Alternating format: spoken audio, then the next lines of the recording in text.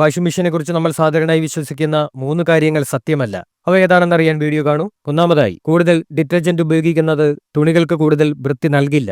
ഇത് തുണികളിൽ ഡിറ്റർജന്റ് അവശിഷ്ടങ്ങൾ ഉണ്ടാക്കുകയും ചർമ്മത്തിന് അസ്വസ്ഥതയുണ്ടാക്കുകയും ചെയ്യും. രണ്ടാമതായി, ചൂടുവെള്ളം ഉപയോഗിച്ച് തുണികൾ അലക്കുന്നത് നല്ലതാണെന്ന് പലരും കരുതുന്നു. എന്നാൽ ഇത് വസ്ത്രങ്ങളുടെ നിറം മങ്ങലിന് കാരണമാകും. കൂടാതെ കറണ്ട് ബില്ലും കൂട്ടും. മൂന്നാമതായി, സെൽഫ് ക്ലീനിംഗ് ഫീച്ചറുള്ള മെഷീനുകൾ സ്വയം വൃത്തിയാക്കുമെന്നത് തെറ്റിദ്ധാരണയാണ്.